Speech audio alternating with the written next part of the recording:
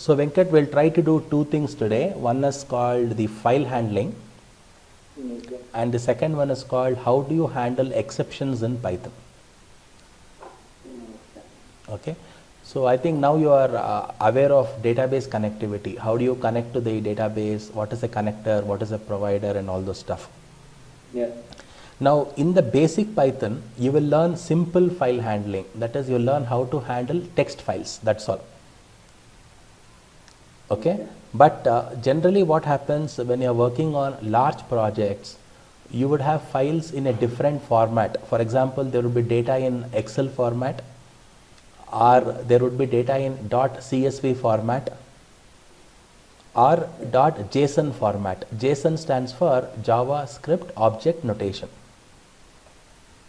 Okay. To handle those files, you need a very specific library, and that library is called as Pandas, Pandas. Okay.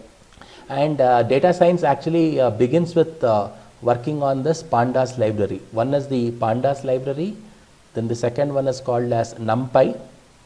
Okay, and then you have other libraries like Matplotlib and so many other things. Okay. Yeah. So, but when you install Python, you get one library which is inbuilt, and that library or module is called as OS. OS stands for operating system. Okay. So that module also I will show you how to use today in relevance to file handling.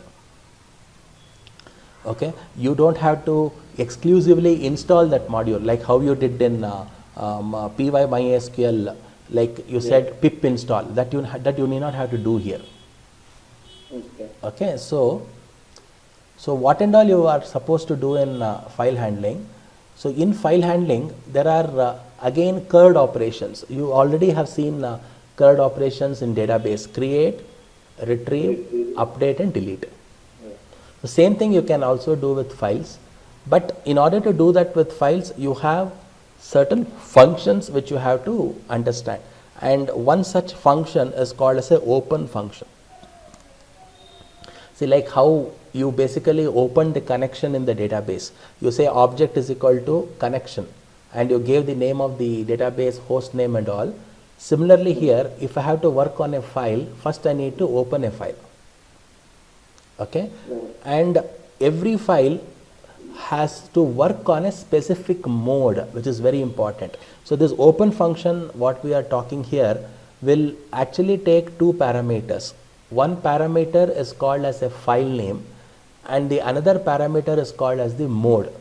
Mode will basically tell me what you want to do with that particular file, whether you want to read the contents of the file, or whether you want to write it, whether you want to do something else. That will be actually specified by the mode.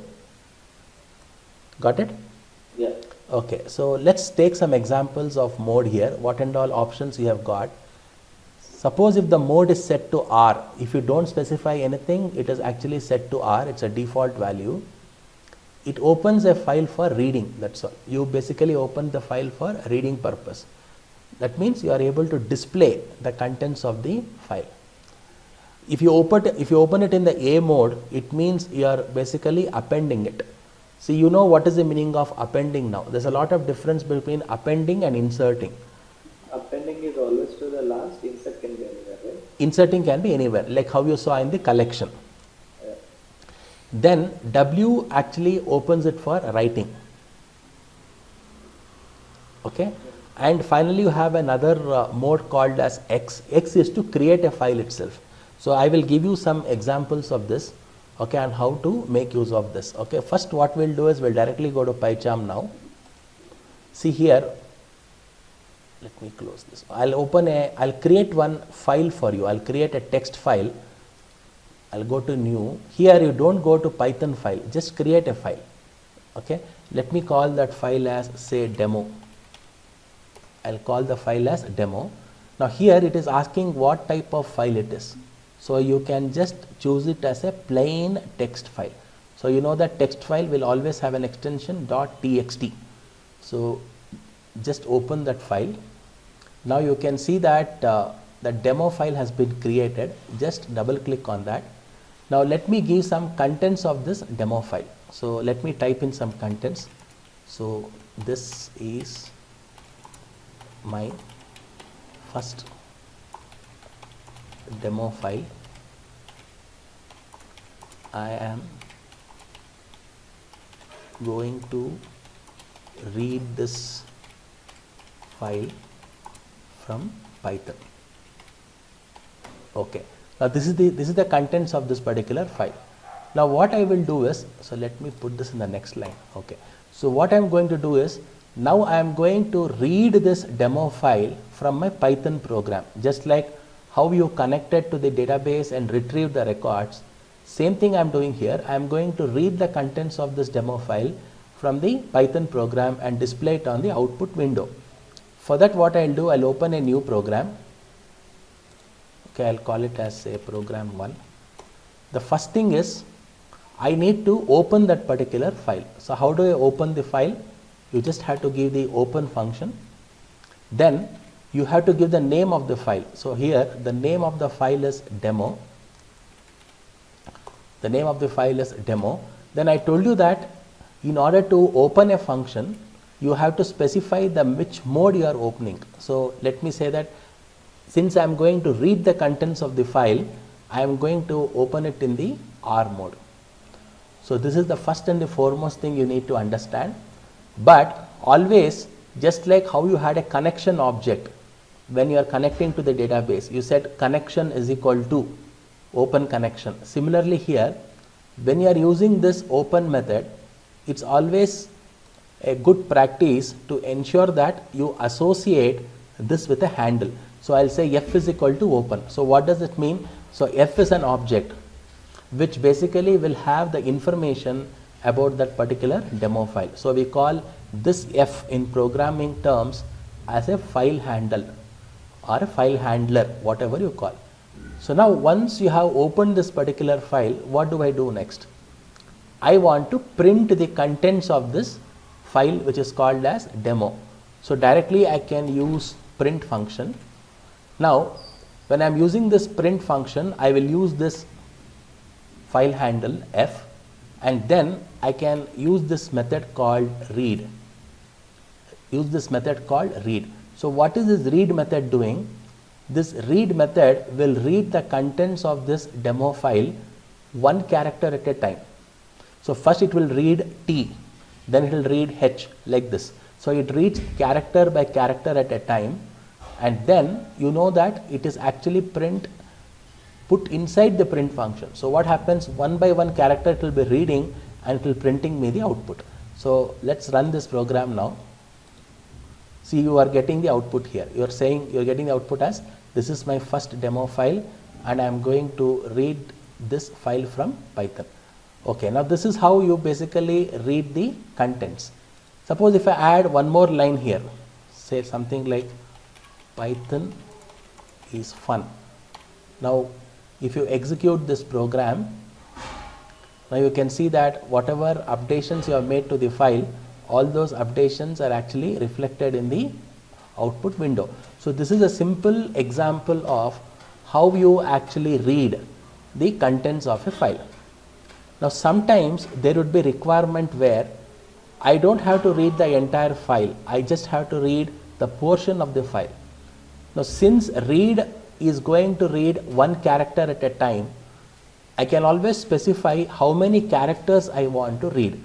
So in this read function itself, I will supply an integer value. Let's say that I am going to supply an integer value called as 6. So what does this mean? It means it will read the first 6 characters of that particular file.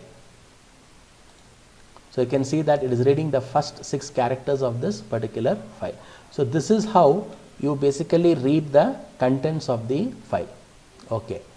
Now there is another method which is available in Python, which is associated with a file handling program, and that method is called as a read line.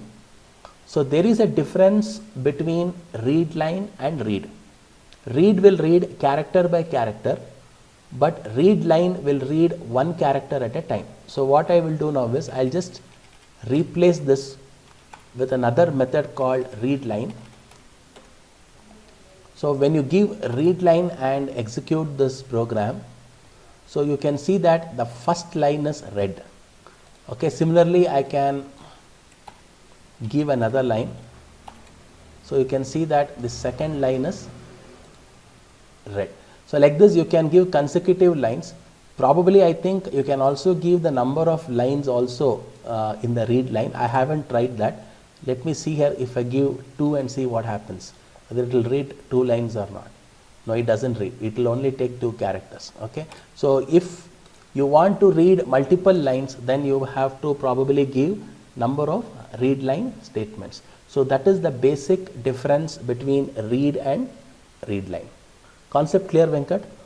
Now we shall see how to actually append the contents into this particular file. So what I will do now is I'll remove all this stuff. Now I'll open this file in the append mode. I'll open the file in the append mode.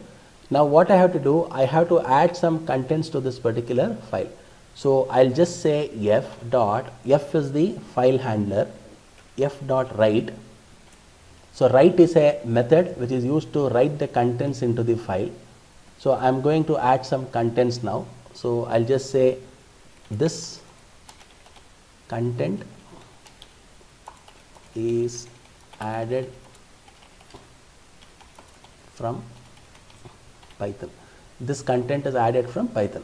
So let me put one print statement here. Content added. Content added. So when I run this, so it's giving me the output called content added. Now when I look into this demo file, now you can see that this content is added from the Python is coming at the end. So this concept is called as appending. Now I told you that writing a file can either be using an A mode. A mode is basically for appending, or instead of A, I can just make it as W. So if you make it as W, it is called the write mode. The basic difference here is when I put it in the write mode, the previous content will be erased. That's all. Append mode will ensure that the old content exists and the new content will be added in the tail. But when I open the file in the write mode, whatever content is there, that will be erased and the new content will be incorporated. So suppose if I run this program now, let me change the content. So I'll say adding content in the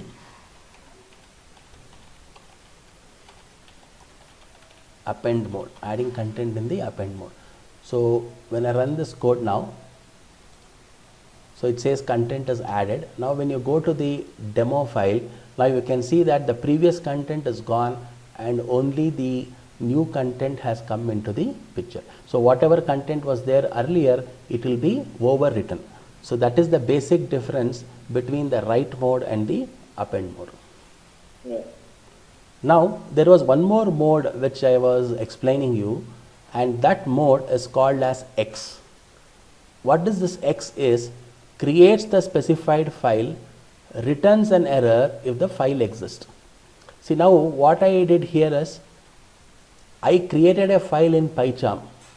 Then I started writing the contents onto this particular file.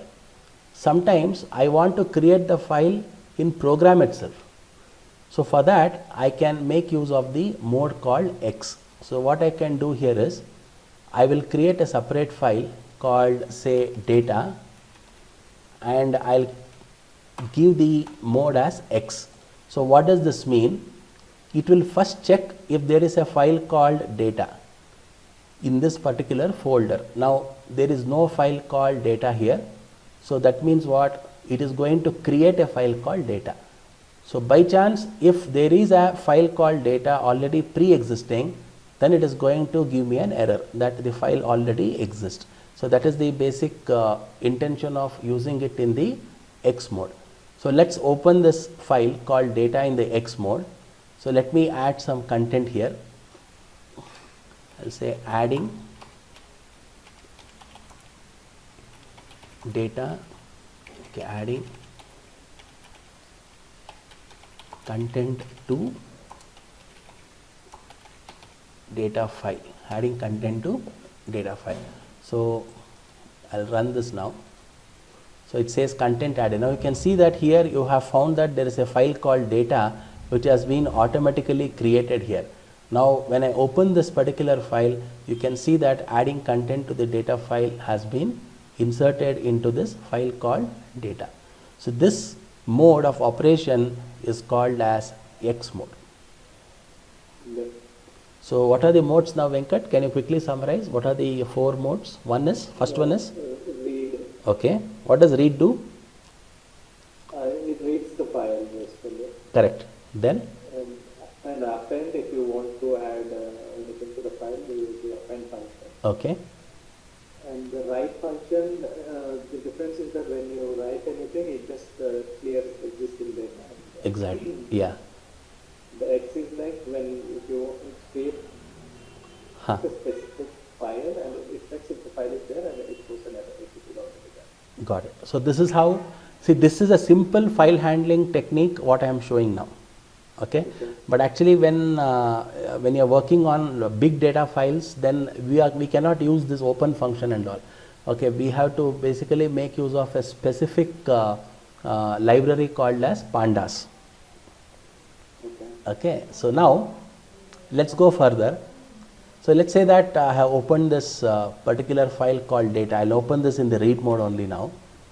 Now I can make use of a for loop in order to display the contents. See, you know that for loop has got a syntax. Either I can say for I in range, where I am going to use the range function and give some values, or I can use for loop in a sequence, where that sequence is an iterator. See, now for example here, if I say for I in f, for I in f. So what is this f? F is basically an file object, because it is associated with an open function. Now once I say it's a file object, what does that mean? It means whatever data is there in this particular file, A, D, D, I and G, they all get associated with this particular f. And now one by one they get accumulated in I. So directly I can say print I. I can say print I. So when I do like this, it is just like printing f dot read. Whatever I did in my earlier program, the same thing I am doing here. So when I run this, so I can see that adding content to the data file. So what is the basic difference here? The basic difference here is I am actually printing the contents of the file using an for loop. So I am just using an iterator here. So now I can even use short form here. For example, here instead of telling f is equal to open data comma r, I can just eliminate this statement here. Okay, instead of f, I can simply say open, then I can say data, and I can open it in the read mode. So even this will give me the same output. Here what you have to understand here is this portion is called as an iterator. What is an iterator in Python? You know, anything which will give me consecutive values is called as an iterator. List also was an iterator, because list had a collection of items. Then your tuple or sets or dictionaries, they were all basically iterators. So any iterator, you can actually use it within a for loop in order to print the output. Is there a use case for this loop in the What Venkat? I couldn't get you. Is there an use case for writing the function like a loop function instead of f dot read or open dot read? you want to make use of a while function? Okay. I didn't understand what you're asking me. No, I'm asking if is there any use case, like when is there a scenario where I can Scenario. Okay, there is no scenario. Actually, you know, printing is actually much more convenient than this. So generally, I teach this example to show you what is an iterator, just to make you actually this will take more number of lines, correct? As when compared to just instead of telling print f dot read, if you say for I in open data comma r, then print I, this will actually take more number of lines as when compared to just one line. This does not have any specific meaning, but only thing is I just wanted to tell you that you can incorporate this in for loop. But okay, there could be a situation where, okay, I understood, there could be a situation where you want to append something. See, for example, I can say print I, okay, plus I can add one value here, and you can put a semicolon.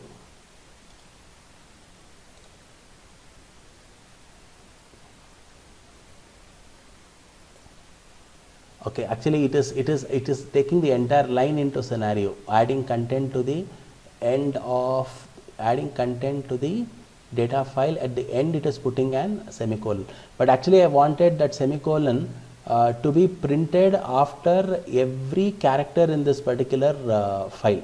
It's not coming up. Okay, let's look into that, why it's not coming.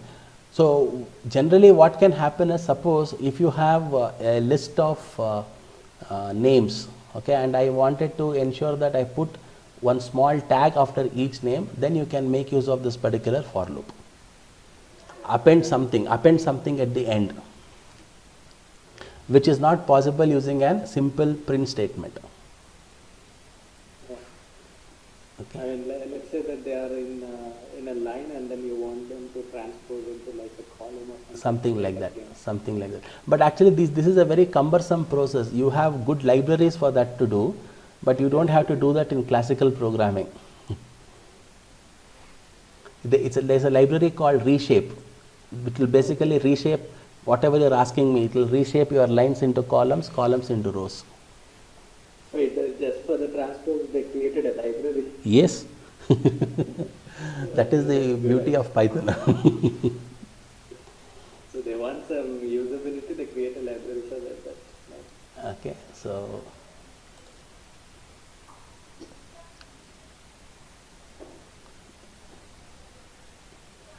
we understood this. Okay, we understood this. Okay, now how do I remove a file? That is also very important. See, let us see how to delete a file in Python.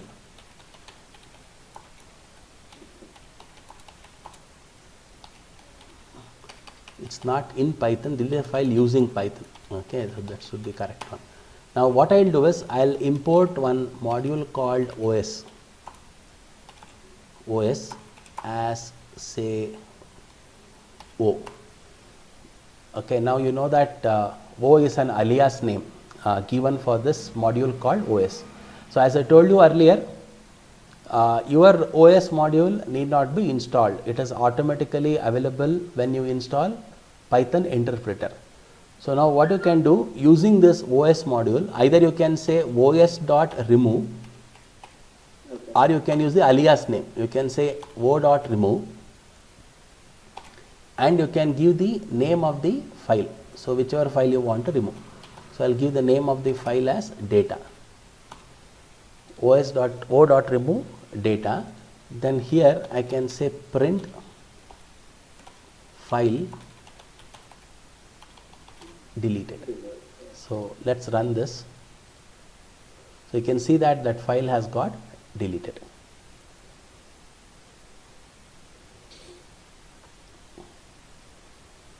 So like this, you can make use of the OS module to basically work on certain simple file handling commands. So like this, there are some commands which you can try. For example, you see here, I am making use of this module called OS. Now I want to check whether that particular file is existing first. Okay, if the file is existing, then only I want to delete it. Otherwise, I want to give a error message stating that the file does not exist. So for that, what I am doing, using the OS module .path.exist. So I am making use of this particular method, and I am passing the name of the file. So if this file is existing, this if condition becomes true. If the if condition becomes true, then os.remove will remove that particular file, else it says file does not exist. Okay, so like this I can make use of OS module. So if I want to remove the folder completely, then I can make use of this method called RMDIR. RMDIR stands for remove directory. So you can basically remove the directory as well. So these are some of the commands which you can use with OS module, but there are lot of commands associated with OS. Simply if you say o dot, you can find there are so many things. You can change directory, you can change the mod, you can change the ownership. See, generally when you are working on, if you have installed, either if you are using Linux or Unix as an operating system, so every file will have a ownership. Who can own that particular, who is the owner of the file? That owner will have certain permissions like read permission, write permission, execute permission. So those flags you can basically change. Then there are other things like current directory, define path, environmental variables, many things are there. EX software. So there are lot of things which are associated with the OS module, and each method will have its own functionality. So you can Balu, do you know Linux? I know a bit of it, Okay. but I used to work on Unix basically, not Linux. Unix we had worked till shell scripting. That was called SCO Unix. Why? Linux is based on Unix only, right? Yeah, commands are the same almost. But these versions, today the Linux versions are also GUI based. Okay, when I was working those days, it was purely text based. Yeah, like a mainframe kind of. Exactly. Everything, or black and white. Complete black and white, CD, MD, RD, copy. And at those days, all the commands were used to be in our brain. But nowadays, And one more question, Balu. Hello? Wait, is the connection laggy or something? Maybe some delay is there. There's a slight delay. Tell me. Yeah, I guess. So these file names that we are giving, are those in the local disk? Do we have to specify the path, or how does that work? See, now what is happening here is, I am creating the file in the folder called DB files folder, correct? Yeah. So if the file is available somewhere else, then you have to specify the path. That's all. And it has to be in the double quotes. It has to be in the double quotes. Okay. Now I am ensuring that both the program and the file is in the same folder. Same folder, yeah. Yeah. See, you can say one more thing. You can say just like this: print o dot path. O dot path. So let me run that.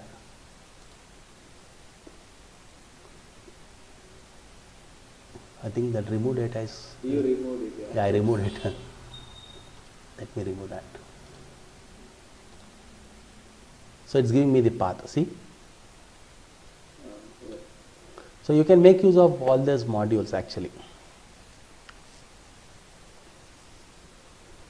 So in simple file handling, you just have to know these things: how to open the file in the read mode, then how to read the contents of the file character by character, then how to read the contents of the file line by line, then how to write, how to append, how to create the file, and so on.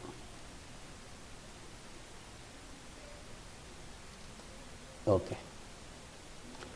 So now I'll just go to the next section, which is called as exception handling in Python. Very simple chapter. Now, how many types of errors are there? Generally, we have syntax errors. You know what syntax errors are. Then we have logical errors. Logical errors are nothing but program errors, that is logical errors are nothing but semantics. We call them as semantical errors. then the most commonly encountered error is sometimes called runtime error. Runtime error. So we use exception handling basically to handle these runtime errors. Very, very, very important. So what do you mean by a runtime error? The error which actually encounters during a runtime. So what does that mean? So let's take one example. Let's say A is equal to 10, B is equal to 2. I say print A by B. Straightforward. So you should not get any error in this particular program. It's giving me the output as 5.0. Good. But what happens if I make this particular B as 0? B as 0, and after print A by B, I am going to print one more statement here. So what is the statement I am going to print? I'll say last line of my program. So now when you run this program, you see what is happening. The program is getting halted in the midway, and it is telling me that there is an error called zero division error. So what is the meaning of this zero division error? This zero division error is actually called as a runtime error. That means when you are writing the program, syntactically the program is 100% correct. There is no problem in the syntax here. But the program will run into problems because you are trying to divide a value by 0. And you know, in mathematics you cannot divide anything by 0. Anything by 0 is infinity or infinite. So this error is called as a runtime error. So A is equal to 10 instruction will be executed, B is equal to 0 instruction will be executed. Print A by B, this particular statement caused me an runtime error. So the program halted there itself, which means that whatever instruction in line number 6 is not executed. So the program terminates halfway. Yeah. Okay, now this should not happen in your programming. In case if there is a situation where the program is going to generate a runtime error, your program should not halt halfway. It should handle that error. After handling the error, it should continue with the normal execution of the program. Now this concept of handling the error during runtime is called as exception handling. Understood, Venkat, what is exception handling? Okay. Yeah, I did. So now to do that, it's a very simple process. First I have to identify, as a programmer I know, where are the chances inside my program which could basically get a runtime error. So the chances would be there in the first 3, 4 and 5 lines. So what I'll do, I'm going to put this in a block called as a try block. Let me indent it. So there is a block called as a try block, and there is one more block called as an exception block. So I'll call it as except. In this except block, I am going to write down the error there, zero division error. That is the name of the exception block, because there is an every chance that this block would rise an zero division error exception. Okay, then here in the exception block, I am going to print the message like number cannot be divided by 0. Number cannot be divided by 0, and after that I have the next line of instruction, which is print.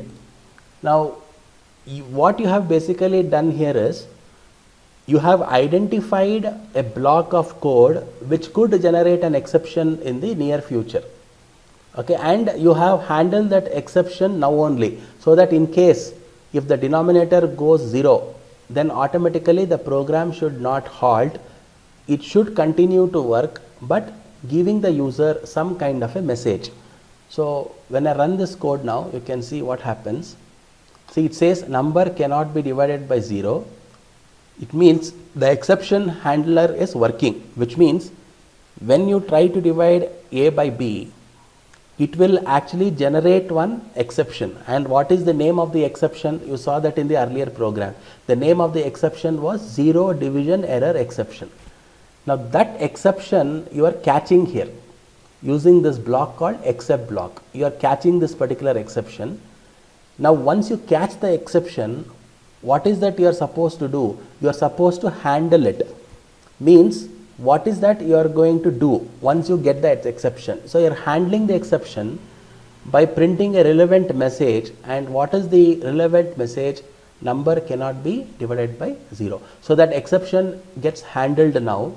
After that, we can observe that it is continuing with the next line of the program. So what is the next line of the program? It is printing the last line of my program. So by any chance, in case if this is not 0, if this is made as 2, so if this is made as 2, if you run the program, it will just give me the output as 5.0, because when you divide 10 by 2, you get 5. So this exception doesn't come into picture at all. So exception doesn't come into picture because of the reason that there is no exception which has been raised in the try block. So once the exception is not there, then it will go to the final line of the program, which is last line of the program. So this is what is the meaning of exception handling in Python. Understood, Venkat, what it is? Yeah, I understood. Okay. So like this, I have written one or two programs now. Okay, this already I have shown you. See, now exception handling comes very handy when you are actually working on file handling problems. See, now what you have done, what I have done here is f is equal to open data comma r I am giving here. Now what is this command doing? It is trying to open a file called data in the read mode. So if that file is, since you are opening it in the read mode, so you have to ensure that the file exists before you open it. Okay. Suppose if the file is not existing, then it will generate a runtime error. So if it generates a runtime error, what happens? The program gets halted. The program gets halted. So in order to avoid that, what I will do is this open method, I am going to put it in the try block. So the moment I put it in the try block, I need to have a catch block. This catch block is nothing but except block. So it is called as try and catch.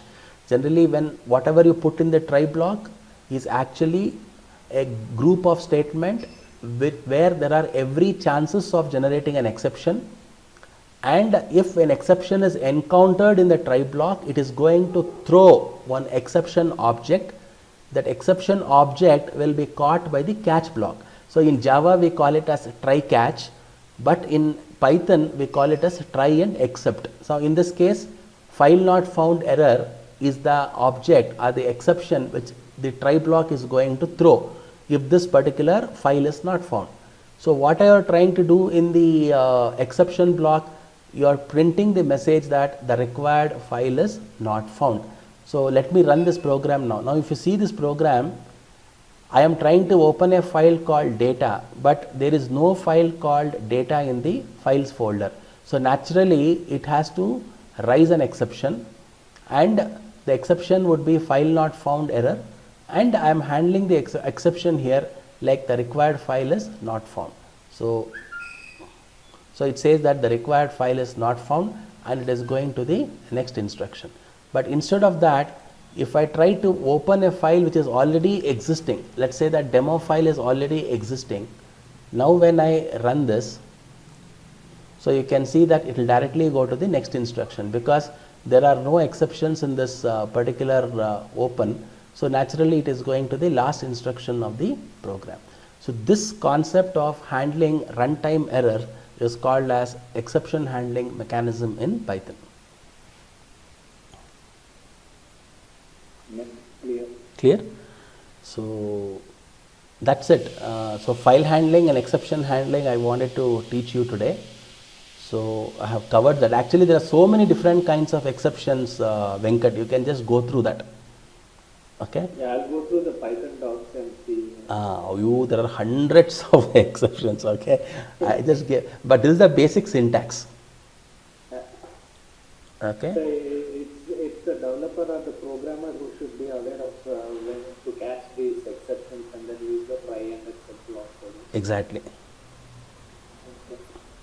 So this again, the whole concept you will learn only through progressive elaboration. So that means as and when you go deep into the project, see, doing a project is also learning the technology. Say as and when you encounter new problems, you learn new things. Okay, so that's how it actually goes. So this, after the conclusion of this, I think your programming course comes to a halt. I think I have covered everything in basic Python. Okay, so you have seen object-oriented programming, you have seen collections, you have seen database connectivity, you have seen file handling, then you have seen iterators, you have seen if conditions, you have seen relational operators, you have seen how to import modules. Okay, all these things are in basic Python. Now this will become as a springboard for you to learn advanced concepts in Python. Either you can choose whichever domain you want to choose now. If you want to choose web development, then you have to go for Django. If you want to go to data science, you have to choose libraries. Or if you want to get into Python automation, there's another area called Python automation. There you can do network programming, socket programming. You can use Python for Arduino processors. That is one more line. To get in there, this much of prerequisite was actually required. Now doing that will become much more easier because synthetically now you people are strong in Python. So now understanding concepts would be very easier if you get into the next level of Python.